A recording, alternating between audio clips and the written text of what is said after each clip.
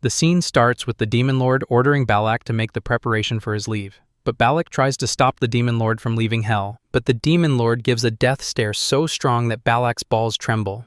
Kneeling immediately, he apologizes to the Demon Lord and tells him he will prepare everything right away. Balak then orders the demons to call Amun and prepare the equipment of the 7 archdukes. The demons start the preparations. Meanwhile, a figure that looks like a dead crow in a human body is chanting spells over the 7 archdukes. The Demon Lord arrives at the 7 archdukes with Balak and Lilith. Balak announces that preparations are complete, but Lilith starts crying, and even Balak sheds tears as the Demon Lord removes his armor and steps toward Amun. Amun explains that pouring a huge amount of demonic energy into the equipment of the 7 archdukes will bend the boundaries of space and time, allowing him to forcibly open a dimensional fissure. Following his instructions, the Demon Lord starts pouring 10,000 units of his demonic energy into the process. Amun observes and says this is just as he expected, admitting that seeing it, he is overtaken by it. Suddenly, the statues of the archdukes start moving. Amun tells the Demon Lord that all 7 pieces of equipment have reacted to his demonic energy and the gate will open soon. The Demon Lord remarks that even if he returns to his world, his family, friends, and lover will no longer exist because it has been 10,000 years since he came here. He says he doesn't care anymore but refuses to stay in hell. Everything will be fine, he tells himself, and walks toward the gate. Suddenly, Lilith calls out to the Demon Lord. As he looks back, he sees her crying hard and asking if he is really going to abandon her. The Demon Lord orders her not to cry, not out of sympathy but because it's scary.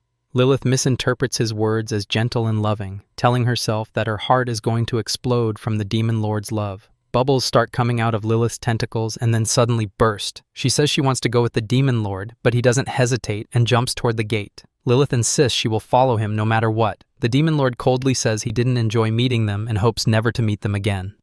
As he goes through the gate, he reflects that he has no past to change, no future to go to. He just wants to return to the earth he knew before coming here. As he steps onto the ground after coming down from the gate, an object starts behaving strangely. It announces that it has detected a fissure's nucleus and activates its defense mechanism called the Gaia system. The Demon Lord wonders what is happening, but the system explains that the power of the nucleus is more than its limit and activates the defense mechanisms of all dimensions. The Gaia system overloads, electrifying the Demon Lord. It announces that total elimination of the fissure's nucleus is impossible and initiates restricted sealing. The Demon Lord tries to escape, but he becomes unconscious. When he wakes up, he finds himself in a forest and thinks it is Earth. He checks the status of his body to see his injuries, but finds that his power has been sealed, his levels reduced, and everything else has gone down. Suddenly, a group of goblins attacks the protagonist. Remembering these aren't the creatures from Earth, he tries to use his powers, but his demonic energy has weakened. As the monsters attack, he wields his demon blade and goes all out on the goblins. The system announces that he has eliminated E-rank regular monsters, increasing his EXP points and leveling him up. He realizes the system's notifications aren't meaningless and feels stronger than before. Using his predation skill, he tries to gather information about this place but finds nothing useful. Suddenly, his demonic energy increases by 1 point. Shocked, he realizes demonic energy exists only in hell and panics, thinking this might not be Earth. He remembers enduring hell only because he knew he would return to Earth one day. Then he hears a scream, not from monsters, but from a human. Running fast, he recalls it has been 10,000 years since he last saw a human. All he had seen were monsters with tentacles or multiple limbs. He thinks it doesn't matter how ugly they are, humans are humans. Tentacles, however, are absolutely not acceptable. Reaching the source of the scream, he sees goblins surrounding a human.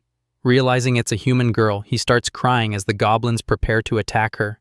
He goes full brutal and finishes every goblin. After finishing them, he approaches the girl, feeling her human touch and getting lost in his dreams. The girl thanks him and introduces herself as Seol. The protagonist shivers, and Seol asks if he is okay. Suddenly he grabs her hand and makes a marriage proposal. Shocked, Seol wonders what kind of madman he is. Regaining his composure, he apologizes and introduces himself properly, checking her for injuries. Because of her injury, she falls into his arms. He notices a smartphone nearby and confirms he is on Earth. Telling Seol to stay still, he begins an emergency treatment. He explains that he can communicate using his language because, in hell, he forbade the demons from using it and made them learn his language. After the treatment, Seol thanks him and he hands her the smartphone. Noticing the year is 2023, he realizes 5 years have passed since he fell into hell. He concludes that monsters must have started appearing on Earth during this time. He asks Seol why she is in this place. She explains that she is solo hunting inside the gate and that she awakened as a player just yesterday. She admits it was stupid to enter an E-rank gate alone. The protagonist is unable to connect fully and asks her level. Seol says she is level 6, having awakened only yesterday. He asks her why she is here. She explains, and he replies that he has his own circumstances. Leaning too much toward her, she gets embarrassed and stands up, suggesting they should keep going. The protagonist insists on helping her with her injury, telling her not to refuse help in such situations. He asks her for directions, and she instructs him to take her to the gate's entrance. They move using rifts in space, and he observes that this place isn't fully Earth. He sees no equipment supporting the rift and wonders how it maintains itself. Seol tells him she feels better and can stand on her own. They enter the gate and are teleported to a place with more players like Seol. The protagonist enjoys seeing Earth and humans, crying tears of joy at the sight. Seol asks the protagonist if he would like to eat with her at her house. She tells him she wants to repay him for his help. Suddenly, 2 officers approach Seol and the protagonist and order them to show their player cards. Seol shows her card, but the protagonist knows he's in trouble. He uses his blind skill on the officer and shows his card. The officers let them go. Seol takes the protagonist to her house. She explains there is no elevator, so they should use the stairs. The protagonist agrees. Inside the apartment, he feels nostalgic and is grateful to eat with Seol. Seol calls her mom to say she's home, but the protagonist's excitement vanishes when her mom checks on her and asks if she's hurt or went with a party. Seol lies that she went with a party. The protagonist wonders if she only invited him for a meal. Seol introduces the protagonist to her mom, explaining that he saved her. Her mom thanks him and says they don't have much, but will prepare something delicious. While they go inside, her mom asks Seol to help. The protagonist asks for Seol's mobile. She tells him to wait comfortably and use it until the food is ready. Using the mobile, the protagonist gets nostalgic and researches what happened on Earth. He checks a news article from 2018 which reports that on February 22, 2018, known as the Day of Calamity, monsters appeared from hundreds of gates.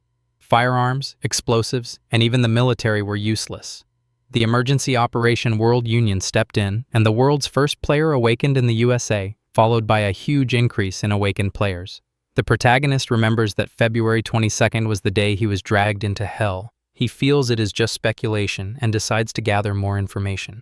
Seol's mom brings food. The protagonist realizes it's his favorite kimchi, which he has craved for 10,000 years. He starts eating non-stop. He explains that after falling into hell, he absorbed demonic energy to survive and almost transformed into a demon. He had eaten demons, which tasted like garbage, but he survived because of his desire to return to Earth. He cries from how good the food tastes. Seeing this, Seol and her mom feel pity. The protagonist thanks them. Seol says she's thankful too. He asks for another bowl and digs in again. Suddenly, the door of Seol's apartment is destroyed and an arrogant bastard shouts for Seol. As that bastard enters Seol's apartment, he questions her for entering the gate alone. Seol orders him to leave, asking who he thinks he is to enter their home without permission, warns him not to come closer, and says she is now a full-fledged player. The bastard laughs like a madman, threatens her by smashing the wall, and asks why she is acting this way.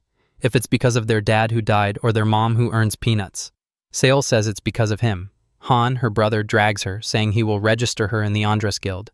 Seol fights back, refusing to join. Han tells her those are rude words and says he will register her in a very good guild. Seol gets pissed and bites his hand. Han slaps her, sending her flying. He asks if she can survive by doing good things only and challenges her. Seol's mother tries to stop him, but he slaps her too, sending her away. Seol glares at him, angered. Han, furious, says he is a second-stage awakener and she is low scum, mocks her face, and orders her to join the Andres Guild. Han hears the protagonist eating kimchi and notices him gulping it without caring for the chaos. He asks if it's some famous restaurant. The protagonist ignores him, which angers Han. Han kicks the table. The protagonist reacts, not for the fight but because his favorite kimchi is gone, and starts crying. Seol and Han are shocked. Han calls him a beggar and kicks him, but this time the protagonist gets angry, asking why he knocked his kimchi. He goes full brutal, and Han prepares for a fight. Seol attacks Han, but the protagonist stops her, declaring it's the fight for kimchi. He goes all out, making a mess of Han. Han is stunned, thinking who the hell this protagonist is. The protagonist smashes Han's face to the ground repeatedly, demanding why he knocked his kimchi. Han asks why he is angry just for kimchi, which infuriates the protagonist further. He goes on full chimpanzee mode, beating Han, and instructs him to respond correctly when he counts, or face his wrath. Han complies, and the protagonist orders him never to disrespect kimchi again. Hey friends, if you enjoyed riding along with this, don't forget to hit that subscribe button, drop a comment with your thoughts or what you'd like to see next, and smash that like button if you're vibing with the story. The next part is coming soon, and trust me, you won't want to miss it. Stay tuned.